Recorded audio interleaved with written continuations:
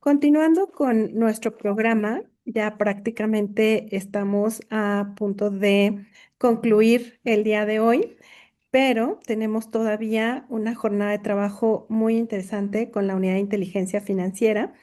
Y en esta jornada, por supuesto, voy a hacer la presentación reservada de los funcionarios de la Unidad de Inteligencia Financiera. No podemos compartirles sus nombres completos, sin embargo, ellos trabajan en la Unidad de Inteligencia Financiera y por obvias razones tienen una confidencialidad especial tanto en la protección de sus nombres como en la información general de ellos. Los temas que vamos a tratar el día de hoy a través de la Unidad de Inteligencia Financiera es la actualización normativa en materia de prevención de lavado de dinero y combate al financiamiento al terrorismo, así como la aplicación de un enfoque basado en riesgos. Bienvenidos a ambos funcionarios. Les agradecemos su participación el día de hoy. Si ustedes me indican, por favor, la primer presentación que debo proyectar es la que corresponde a la quinta, el enfoque basado en riesgo, o quieren que iniciemos con la otra presentación. Por favor, ustedes me indican. Sí, ¿qué tal? Comenzamos con la presentación de actualización normativa en materia PLDFT, por favor. Claro que sí, con mucho gusto. Enseguida la proyecto maestra, un segundo. Bien, muy bien, pues me presento. Mi nombre es Emma Ibarra Carmona, soy directora de área adscrita a la Dirección General de Asuntos Normativos Internacionales de la Unidad de Inteligencia Financiera. Y pues me complace mucho estar en este espacio compartiendo pues algunas reflexiones acerca de este tema con las personas que nos acompañan. Estoy a Pues muy, sí. Bueno, si me ayudan con esta, miren, este tema de enfoque basado en riesgo es un tema que últimamente se ha puesto de moda con los recientes comunicados del gobierno de los Estados Unidos. Pero en realidad este tema, pues, no Podemos poner, debería ser, ¿sí? ¿Sí? Sí me escuchan, ¿verdad? Sí, maestra, muchas gracias. De acuerdo, bueno, regresando al tema, este tema de enfoque basado en riesgo, tanto para transmisores de dinero como para centros cambiarios, fue establecido en la regulación, en las disposiciones de carácter general en prevención del lavado de dinero de estos dos sectores. Desde el año 2017 que se adoptó un capítulo completo denominado enfoque basado en riesgo, tanto para transmisores de dinero como para centros cambiarios. Aquí estábamos en donde nos ubicamos, está por publicarse el informe de evaluación mutua a nuestro país de Gafi. Entonces, bueno, ya estábamos caminando hacia la implementación de estándares internacionales que venían reflejados en este documento. Posteriormente, el 20 de marzo de 2019, se hicieron adecuaciones a este capítulo completo en donde ya se establecen propiamente los resultados de este informe de evaluación mutua para estos dos sectores. Si me ayudan con la siguiente.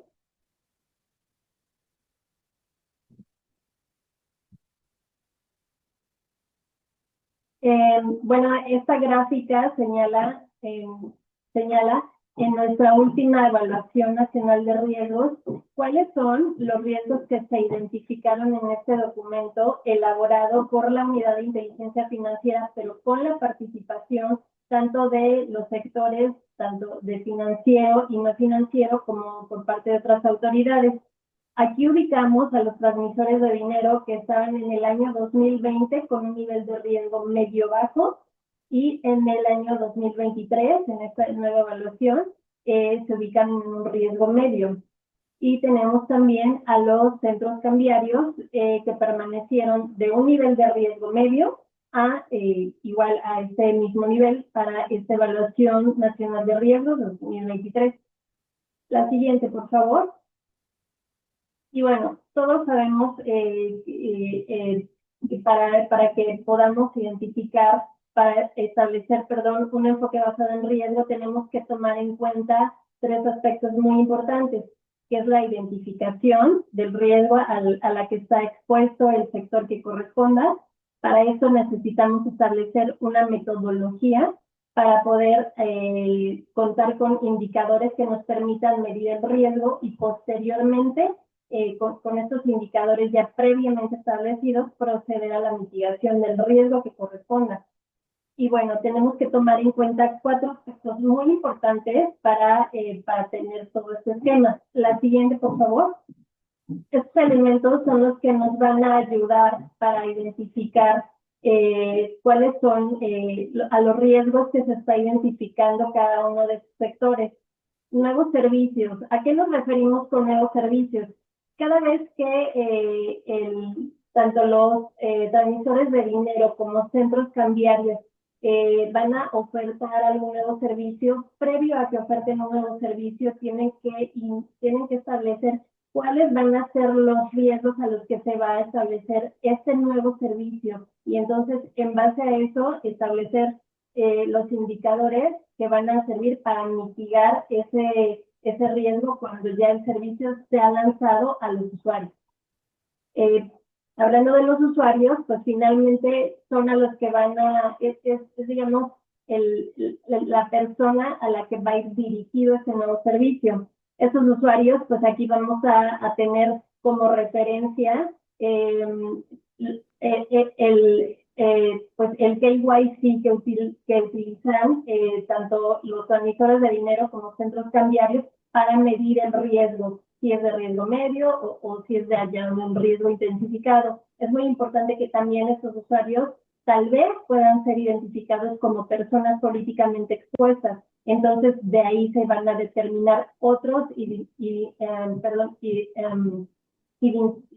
indicadores de riesgo para este tipo o calidad de usuarios. De ahí nos vamos al siguiente elemento, países o áreas geográficas. Ahí es muy importante tener en cuenta los países o jurisdicciones de riesgo.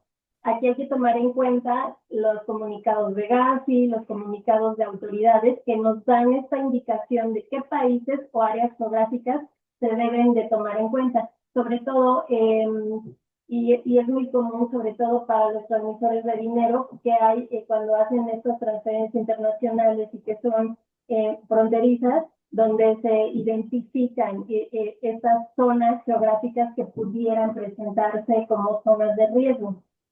El siguiente elemento son los canales de envío y distribución. Bueno, pues aquí no tengo más que decir que nos devolvemos a los servicios.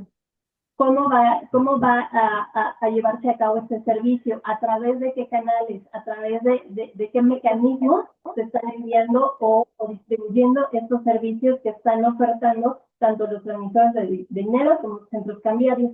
Y finalmente, las transacciones o infraestructura tecnológica. Aquí entra la parte de los modelos novedosos. Tiene que haber una correspondencia en la información con la que cuentan estos modelos novedosos para que se puedan configurar los elementos.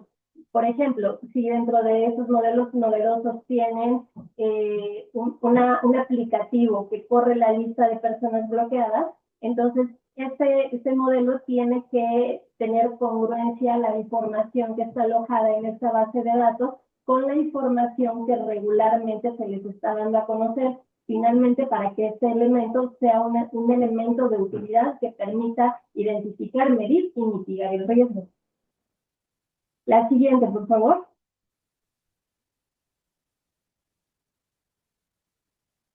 Y bueno, ya una vez teniendo anterior, por favor.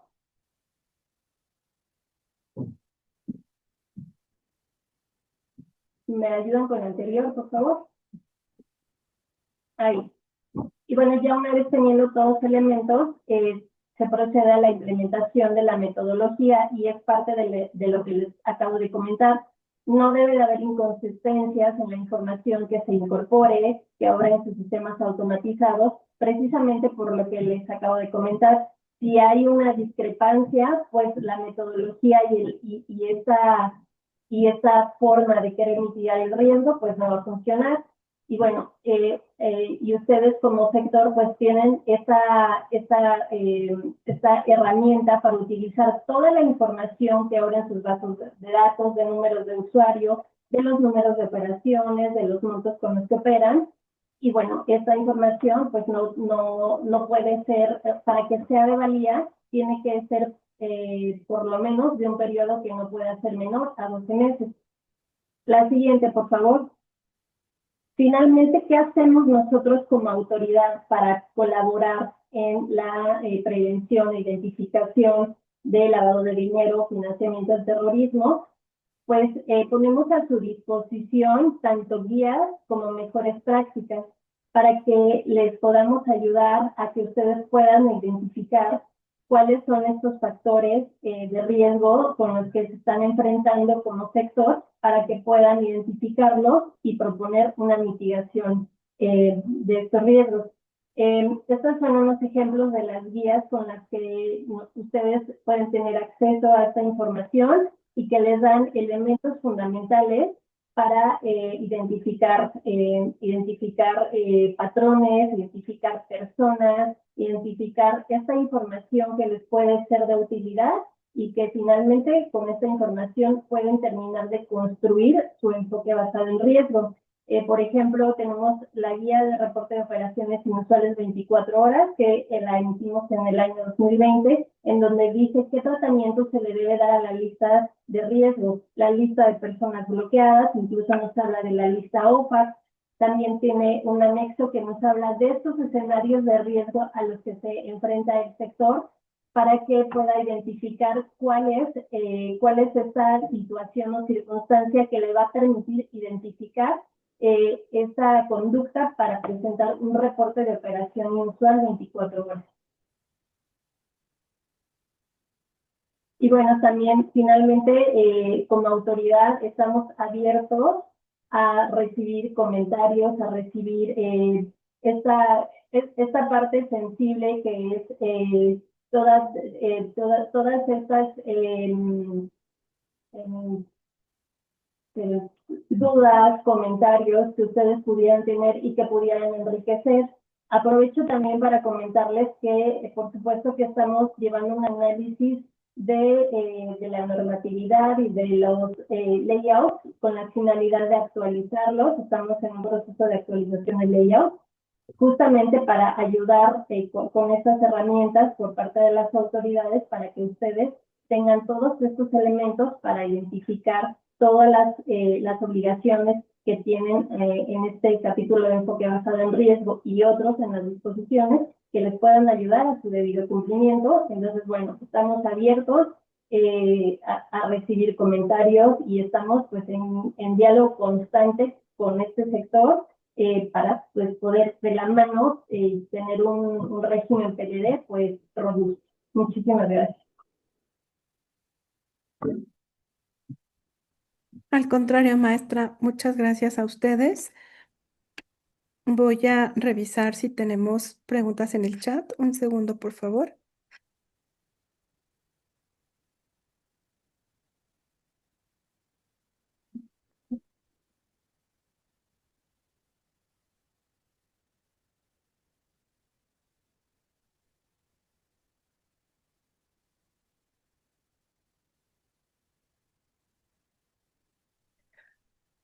Yo quisiera preguntarle, maestra, si vamos a tener modificaciones pronto a los layouts o todavía estaremos mucho tiempo con este formato que ya conocemos.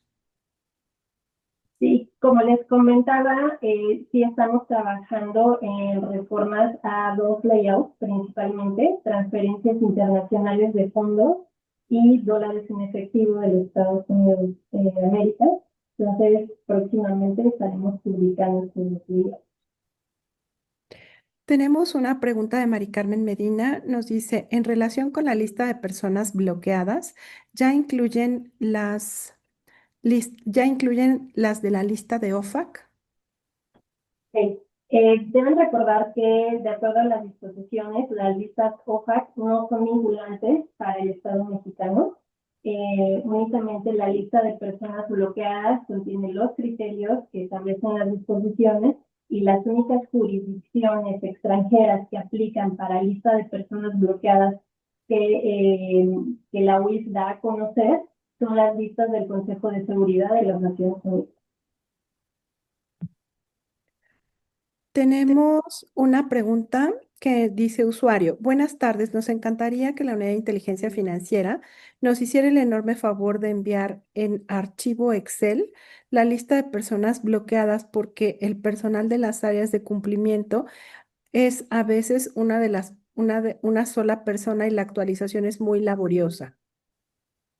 Sí, ya hemos recibido algunos comentarios al respecto. Desafortunadamente, es difícil atender a estas peticiones y finalmente la autoridad a la que le corresponde distribuye la lista de personas bloqueadas y en todo caso determinar la viabilidad de otorgar a otra institución la lista de personas bloqueadas es la Comisión Nacional Bancaria y de Valores. Entonces les sugerimos acercarse con ellos para que ellos reciban la solicitud, verifiquen la viabilidad de atender a esta y pues nosotros en caso de determinarlo conducente pues estaríamos proporcionando la lista, pero vaya, sabemos que tal vez hay sectores que cuentan con poco personal y que la lista es un poco difícil de manejar en este formato y también estamos trabajando en la forma de facilitar de su manejo, pero la verdad es que, pues bueno, ya sería criterio de la Comisión Nacional Bancaria y de Valores determinar la viabilidad. Tenemos otra pregunta de Mari Carmen Medina, supongo que está relacionada con la anterior que formuló y dice, ¿se pueden monitorear como mejor práctica? Supongo que se refiere a las listas de OFAC. Sí, por supuesto que pueden monitorearlas, pero mientras la unidad de inteligencia financiera no incluye alguna de estas personas en la lista que va a conocer, no deberían o sería de forma indebida suspender cualquier acto o operación. Gracias, maestra. Nos pregunta Fer Díaz de León, ¿existe algún criterio o postura de la autoridad en aquellas metodologías que están parametrizadas con calificaciones con criterio experto y carecen de un fundamento más allá que la perspectiva aislada de un individuo o del sujeto obligado?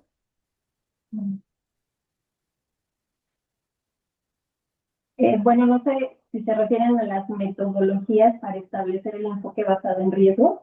Pues estas metodologías ya corresponderán a cada institución financiera cómo las establezcan y las determinen y siempre y cuando vengan en su manual de cumplimiento y este manual de cumplimiento haya sido aprobado por la Comisión Nacional Bancaria y de Valores, pues entenderemos que son metodologías que ya fueron aprobadas y que se están llevando a la práctica. Gracias, maestra. La licenciada Mónica Hernández nos pregunta, ¿qué se debe hacer con los nombres de personas bloqueadas que obtienen suspensión provisional? ¿Se deben dar de baja o quedar en espera de otra instrucción definitiva? Bueno, este también es un caso muy recurrente. Hasta que no reciban algún comunicado de la Unidad de Inteligencia Financiera para determinar si una persona es listada o deslistada por alguno de estos procedimientos de suspensión provisional o hasta que se determine la suspensión definitiva, nosotros les sugerimos pues, que esperen a recibir la indicación de la Unidad de Inteligencia Financiera, puesto que también está enterada de estos procedimientos que está llevado a cabo, en su caso, alguno de los sujetos designados en la lista de personas bloqueadas. En caso de que tuvieran alguna duda, también ponemos a su disposición un correo electrónico en donde recibimos frecuentemente estas dudas de qué hacer con alguna de las personas bloqueadas cuando tienen cierto estatus. Entonces, bueno, les proporciono el correo electrónico para recibir este tipo de dudas. Es uif-normativo@hacienda.gov.mx. ¿Nos lo podría repetir, por favor, maestra?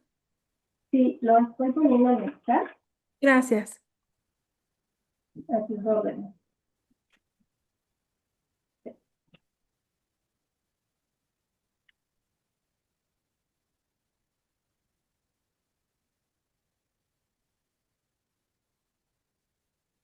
Usted me indica cuando pueda formular. Sí, sí, adelante. Nos pregunta Jorge Ruiz, ¿hay alguna novedad con el reporte de elementos de riesgo? No sé si se refiera propiamente a al ejercicio de evaluación de Gafi que se está llevando a cabo en este momento y posteriormente lo va a abordar el licenciado Lorenzo Savito, ¿no? Gracias, maestra. Mari Carmen Medina nos dice, en la reforma a la ley antilavado se contempla la incorporación en la lista de PEPs de la información de los funcionarios del Poder Judicial, del Legislativo, etcétera, así como de los sindicatos y partidos políticos. ¿Cuándo estará disponible esa lista para los centros cambiarios?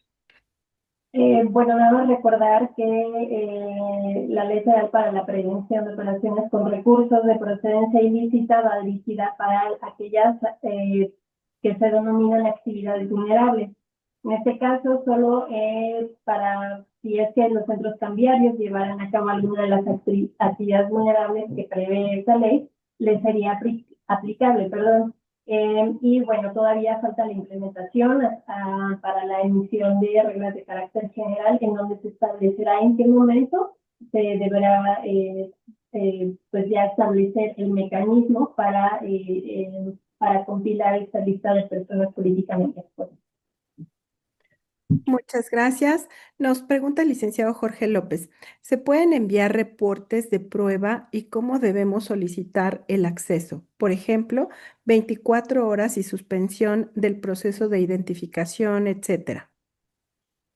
Esta pregunta es muy interesante porque no se cuenta actualmente con digamos, con un dummy y hemos observado que hay ciertos sectores que sí requieren porque sobre todo aquellos que van comenzando a operar se presentan pues con este documento layout que tal vez no conocen y que el envío con un error pues puede resultar pues, incluso hasta para una sanción.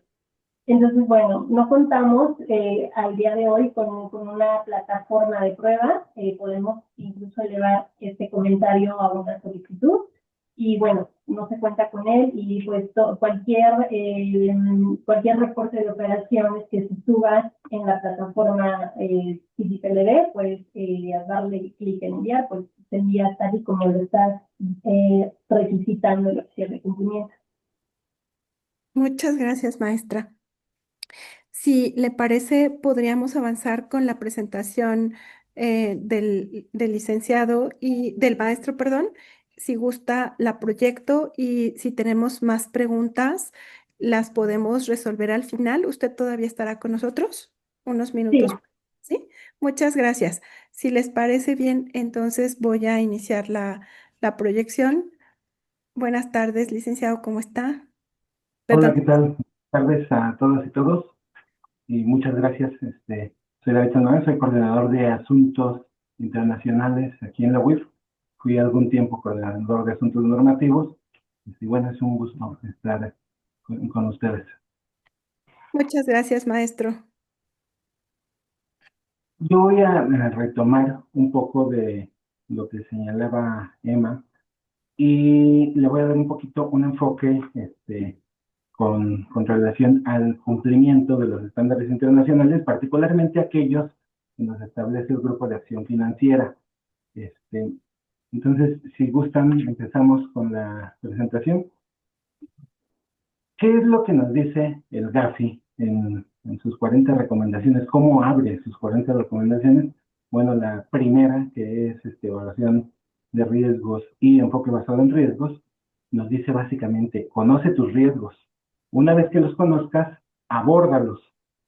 Y una vez que están abordados, que los tienes conocidos y medidos, como bien lo decía Emma, toma acciones para mitigarlos y demuéstralo. Comprueba que tomaste esas acciones y que se están mitigando en un grado significativo. Eso, ¿cómo lo podemos relacionar con las obligaciones que tenemos previstas para las instituciones financieras? Bueno, con el cumplimiento básicamente, hay varias cosas más a las que hay que dar cumplimiento, pero se tiene un 50-70% avanzado si se tiene un adecuado mecanismo de conocimiento de los clientes, el famoso KYC. Es decir, tienes que conocer a tus clientes, determinar el riesgo al que están sometidos e ir documentando todo lo relativo a su identificación. ¿Qué significa esto? Una vez que tú inicias una relación contractual con un cliente, pues tienes que establecer un perfil de riesgo, un perfil transaccional, en el que debes de considerar que no es lo mismo empezar a transaccionar, por ejemplo, con una persona que te manifiesta que va a estar recibiendo depósitos mensuales de 10, 15 mil pesos que corresponden a su salario, contra una persona políticamente expuesta, de amplio conocimiento mediático, y que va a estar transaccionando cantidades mucho mayores y a veces que no son promediadas en un mes, sino que a veces son millones, a veces miles.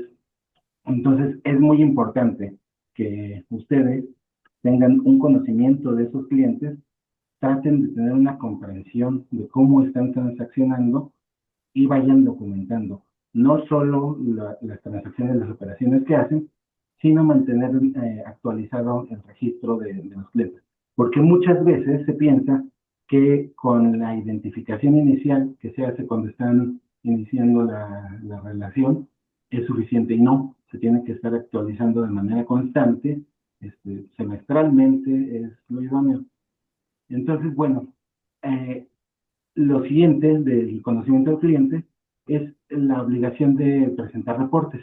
¿Qué es lo que se tiene que hacer aquí? Es primero observar cuáles son las transacciones que realiza, registrarlas, y en los casos en los que se demerite, presentar los reportes. Es el famoso "see something, say something" que manejan los gringos. Nosotros consideramos que esta frase aplica perfectamente a la obligación de presentar reportes. Si hay algo que despierta sospecha, se debe de presentar el reporte correspondiente. Entonces, ¿qué es esto? ¿Cómo lo atravesamos en el actuar diario básicamente de todas las instituciones financieras? Primero, pues adoptar un enfoque basado en riesgos. ¿Y eso cómo se adopta? Pues básicamente con la elaboración de un manual PLD. Lo resumiremos diciendo PLD, pero es de prevención de lavado de dinero, contra el financiamiento del terrorismo, contra el financiamiento de la proliferación. Quizá en algún momento el GAFI opina que necesita actualizar su mandato para incluir alguna otra cosa. Es muy probable, por ejemplo, que tome elementos contra la delincuencia organizada. Pero bueno, por el momento es PLD, CFT, CFP. Una vez que se tiene elaborado este manual y que se tienen ahí determinados cuáles son los mecanismos para medir nuestros riesgos y abordarlos y mitigarlos, pues se tiene que empezar a aplicar estos mecanismos y darles la clasificación de distintos niveles de profundidad que van a tener ciertas operaciones. Tienen que tener en este manual siempre presente la idea de que las instituciones financieras son controladas porque son susceptibles a ser capturadas por quienes cometen delitos. Son susceptibles a ser capturadas o a ser usadas como vehículo. Ese es un riesgo que van a tener siempre todas las instituciones financieras. Es un riesgo que se puede abordar, se puede mitigar, pero un riesgo residual siempre va a quedar ahí. Entonces tienen que estar muy atentas a que esa susceptibilidad se mantenga en los niveles más bajos posibles. En la siguiente lámina podremos ver cómo cómo adoptan, en la siguiente lámina, por favor, el régimen nacional de prevención del lavado de dinero. ¿Cómo lo está abordando México? Bueno, nuestros objetivos como régimen nacional es, primero, debemos proteger el sistema financiero. tanto el nacional como el global. Al establecer medidas que protegen el sistema financiero a nivel internacional, estamos cumpliendo con los parámetros y con los compromisos internacionales que nos permiten decir ante el mundo que estamos nosotros también procurando que el sistema financiero se mantenga sano en todo el orden. Y bueno, también uno de los objetivos definidos incluso por nuestra Constitución es procurar el sano desarrollo de la economía nacional. Las instituciones financieras prestan un servicio muy importante a la nación, que es precisamente el ayudar a procurar una distribución de la riqueza adecuada. Entonces, bueno, estos dos son los principales objetivos de nuestro régimen nacional. Dentro de la web nosotros consideramos que una herramienta importante para eso es la evaluación de riesgos, porque ahí medimos cuáles son nuestros riesgos. Es uno de los dos mecanismos de evaluación que tiene previsto el GAFI. Primero es una autoevaluación que nosotros realizamos como país, en donde les decimos, esto es lo que yo considero que es nuestra situación de riesgo, y así lo estoy abordando. El otro mecanismo, que vamos a abordar un poquito más adelante, es la evaluación mutua, en el que otros países nos dicen, a partir de esa autoevaluación que tú haces, vamos a revisar cuáles son tus resultados. Bueno, el siguiente objetivo de nuestro régimen PLD es brindar acompañamiento a los sectores susceptibles a ser vehículos o capturados por organizaciones delictivas, lo que les decía antes. Todas las instituciones financieras, pero también aquellas actividades vulnerables que en el lenguaje GAFI le dicen actividades y profesiones no financieras designadas, para nosotros, para nuestra legislación, es actividades vulnerables, van a tener presente siempre ese riesgo. Entonces, nosotros como autoridad debemos brindarles acompañamiento para orientarlos a cómo establecer las medidas suficientes que les permitan, en cierta medida, blindarse a ese peligro. Tenemos también que optimizar las capacidades de las autoridades, de todas las autoridades que participan en el régimen PLD, y fortalecerlas. Eso va en un ciclo que inicia desde la identificación, desde la primera identificación que ustedes nos ayudan como instituciones financieras. Muchos dicen que son la primera línea de defensa. Yo creo que son la primera línea, pero que además son la más robusta línea de defensa. Entonces, tienen que hacer la identificación, las autoridades también, identificar a partir de los reportes que ustedes nos presentan, cuáles son las operaciones de riesgo y cuáles son las posibles tramas en que se está realizando una red de lavado de dinero, prevenir todos aquellos actos que pudieran favorecer el lavado de dinero o la comisión de ilícitos, recuperar activos, que es una de las partes más importantes para debilitar las estructuras financieras de la delincuencia organizada. Esa es una de las acciones relevantes en el combate. Y finalmente, corresponderá al Poder Judicial o, en ciertos casos, a autoridades administrativas sancionar. Y bueno, con todo esto, nosotros lo que haríamos es demostrar que México se está pegando a los estándares internacionales y que estamos dando cumplimiento a las recomendaciones, les digo particularmente aquí, a las recomendaciones del GAFI. Ese es el régimen nacional. En la siguiente lámina podremos ver cuál es el régimen interno que ustedes tienen. Ustedes, para ayudarnos a cumplir con ese régimen nacional, tienen que adoptar un régimen interno PLD. Ese régimen interno, como bien nos lo señalaba Emma, tiene que incluir un enfoque basado en riesgo. Ya se los explico, no voy a abundar mucho en eso.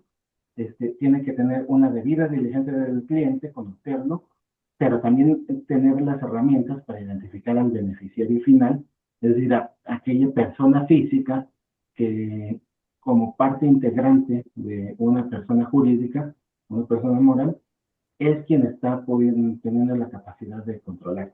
En México tenemos varios términos para designar al beneficiario final. Todos comprendemos más o menos a qué se refiere. Es aquella persona que tiene la capacidad de tomar las decisiones y que tiene la capacidad de gozar los beneficios que una persona moral está generando.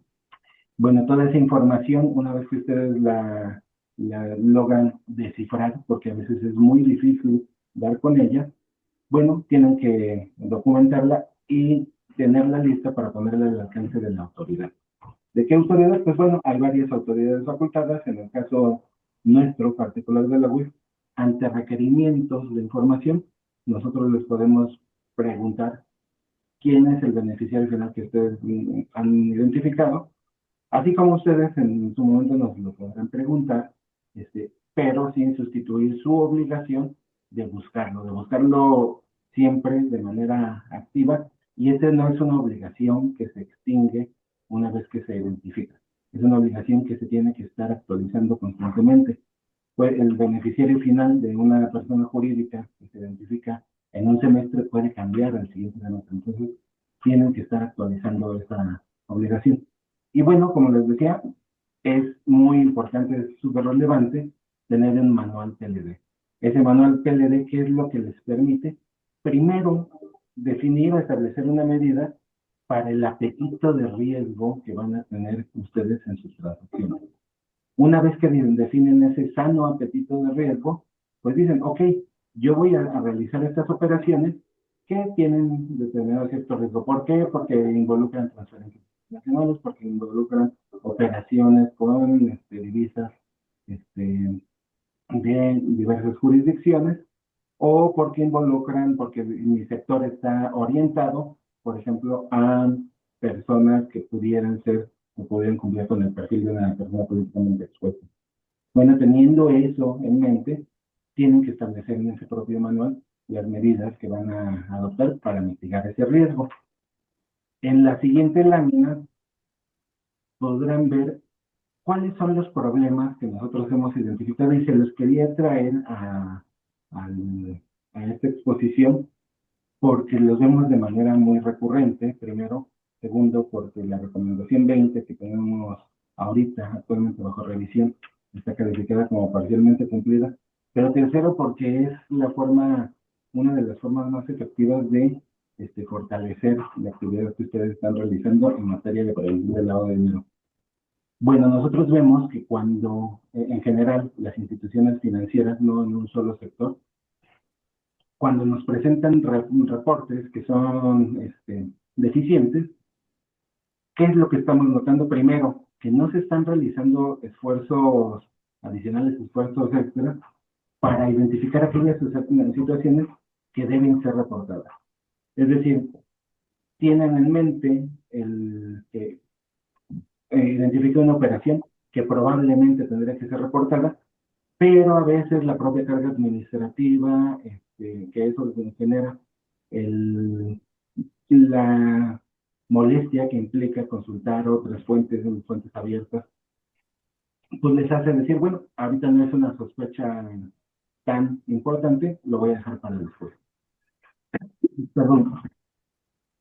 Segundo, a veces la descripción que ustedes hacen de la operación en los campos no aporta muchos elementos de utilidad. En eso tienen que ser también un poco cuidadosos todos los oficiales de cumplimiento, en que cuando nos presentan una operativa, hay quienes nos la presentan muy completa. Se observan fuentes abiertas que la persona está señalada con investigaciones tal. Nos presentan todo, pero a veces se les olvida, por ejemplo, decirnos la operación vino de este lado a este otro lado e involucró tales recursos. Bueno, eso lo hace menos efectivo. Y lo tercero, que creo que es lo más común, es que hay un llenado deficiente de datos. Tienen que ser muy cuidadosos en que no se usen las lecturas, tratar de no tener redazos, tratar de que los campos estén llenados de manera correcta. Eso que incluye, bueno, no usar muletas para saltar la regla de negocios. Nosotros vemos muy recurrentemente que, por ejemplo, un RFC, usan un RFC genérico con una homoclave genérica, con tal de que el reporte pase. Ese acto, pues puede ser incluso generar consecuencias graves para el oficial de cumplimiento, pero sobre todo para la institución financiera. Y bueno, a veces también arrastran deficiencias derivadas de un conocimiento inadecuado del cliente. Nos señalan que no poseen información relativa a su fecha de nacimiento, a su domicilio, etcétera. Y el último de los problemas más o menos recurrentes detectados es que se presentan informes en cero con tal de no caer en un incumplimiento. En la siguiente lámina podremos ver cuáles son las consecuencias. Primero, para nosotros, la primera consecuencia y la más grave es que la inteligencia financiera pierde su elemento de mayor valor, que es la fiabilidad. Hay dos ingredientes que tiene que tener la inteligencia financiera para que sea de valor. Primero, ser fiable, verificable. Y segundo, ser oportuna. Si uno de esos dos elementos está fallando, la inteligencia deja de tener valor. ¿Y qué es lo importante de la inteligencia financiera? Que a diferencia de otras formas en que se obtiene información de inteligencia, esta consigna hechos duros y claros. Si esos hechos no son fiables y verificables y oportunos, nos estamos acercando a una cuestión especulativa. Y ese es el elemento que no debe de tener la inteligencia financiera. Debe ser totalmente verificable. A diferencia de otras como las escuchas, en donde hay un ingrediente de interpretación de, están cambiando la palabra pasto por alguna que significa alguna droga. Bueno, no, en la inteligencia financiera no hay necesidad de interpretar. Se sabe que un recurso se movió de este punto a este punto, que el beneficiario es una persona, el emisor es otra, y las cantidades son ciertas, se puede geolocalizar. Entonces, tienen muchos elementos que hacen que esa inteligencia sea muy creíble. La otra consecuencia es que si ustedes nos presentan reportes inadecuados, nuestros modelos de riesgo están madurando de una manera incorrecta. Eso que es lo que implica que se va a considerar de mayor o menor riesgo algunas personas que están realizando operaciones más o menos relevantes para nosotros. Y bueno, lo tercero es que cuando hay un reporte inadecuado, pues tenemos que acudir al sujeto obligado, solicitarle mayor información, y eso pues nos genera retrasos en el ejercicio de nuestras funciones, y a ustedes les genera ciertas molestias, a veces incluso susto. Yo sé que para muchos el que les llegue un requerimiento de la web lo toman como una cuestión alarmante. No, no lo es una cuestión muy normal, pero bueno, es lo que genera. Pero ustedes, como sujetos obligados, ¿cuál es el riesgo? Ese que les decía, convertirse en un vehículo de operaciones ilícitas, y bueno, de las consecuencias que ello puede tener, pueden ir desde que desde que por su institución financiera pase una operación relevante que sea identificada, hasta que la propia autoridad determine la necesidad de intervenir o de generar alguna sanción. Entonces, es muy importante que los reportes sean bien presentados. Si pasamos a la siguiente lámina, por favor. Ahí ya abordaría directamente este proceso en el que estamos actualmente, que es la quinta evaluación mutua de México. Evaluación mutua porque son países, son pares integrantes de Gafi y Gafilat quienes nos están verificando el cumplimiento de los estándares internacionales. Bueno, la quinta ronda como tal inició en 2025. Para México inició con un curso donde se preparó a distintas instituciones financieras y a quienes realizan actividades vulnerables, así como a las propias autoridades, en las que se les fue preparando. Esta ronda va a concluir a finales de 2026, es decir, va a ser un proceso muy breve para nosotros. En octubre de 2026 está proyectado que se publiquen los resultados del informe de evaluación mutua de México. Bueno, esta evaluación a la que estamos sometidos actualmente, todas las evaluaciones tienen dos componentes. Uno, que es el cumplimiento técnico, es decir, que nuestras leyes, nuestras normas, todo lo que es una norma oponible, sin importar su jerarquía, estén apegados a los estándares internacionales y aborden de manera correcta las recomendaciones. Y el otro ingrediente es un componente de efectividad, es decir, que las normas que ya están en nuestro orden jurídico sean efectivamente aplicadas a los casos concretos. Entonces, esta ronda va a tener un enfoque, un especial énfasis en la efectividad. ¿Por qué? Porque México ya pasó por 4 rondas en las que fue verificando y fortaleciendo su cumplimiento técnico. Actualmente de las 40 recomendaciones, solo 6 las tenemos con mala calificación y esperamos acabar esta ronda con quizá ninguna con mala calificación, pero lo importante, el peso va a estar puesto sobre la efectividad. Eso nos obliga tanto a las autoridades como a las instituciones financieras a poder demostrar que estamos tomando las acciones que nos dice el propio orden jurídico. Y bueno, esa efectividad, ¿en qué hace énfasis? En cuál es el riesgo y el contexto al que está sometido quien se esté evaluando. Puede ser el país como tal, podemos aterrizarlo más a un sector o podemos aterrizarlo mucho más a una institución específica. ¿Qué es lo que va a hacer el GAFI a través de sus evaluadores? Bueno, profundizar en los riesgos que están determinados como más altos. Después, al final de esta evaluación, ¿qué es lo que va a resultar? Un proceso de seguimiento. GAFI siempre da seguimiento a los países.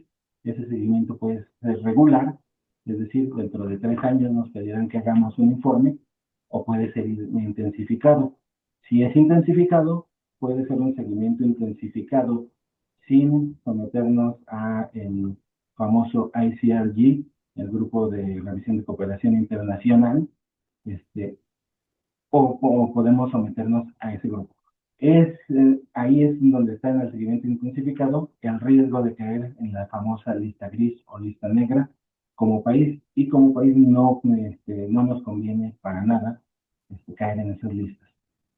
Con honestidad yo creo que estamos lejos de caer en esa situación, pero bueno, cada una de las personas que tiene algo que aportar a que esta evaluación salga mejor, pues debe hacerlo lo conducente.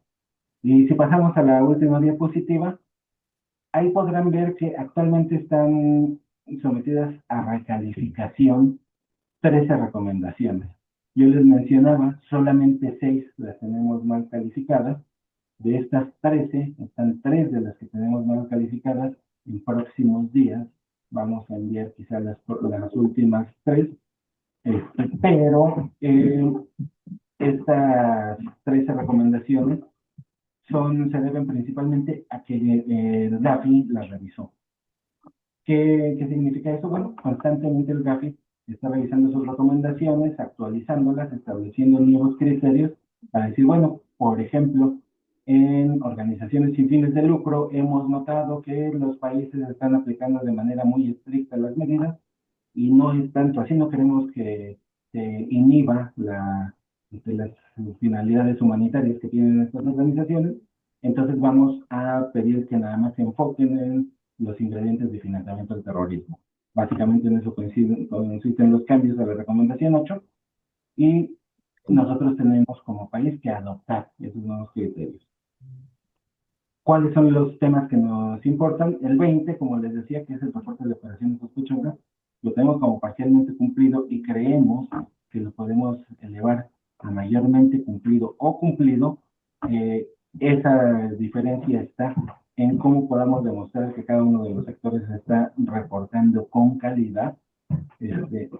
Y el tema de enfoque basado en riesgos, que es la recomendación 1. La recomendación 1 la tenemos como mayormente cumplida, pero tenemos el riesgo de que sea recalificada como parcialmente cumplida si no somos capaces como país de demostrar que primero nuestra evaluación nacional de riesgos aborda adecuadamente todos los riesgos a los que estamos sometidos, pero que también las instituciones financieras conocen y han abordado y mitigado sus riesgos.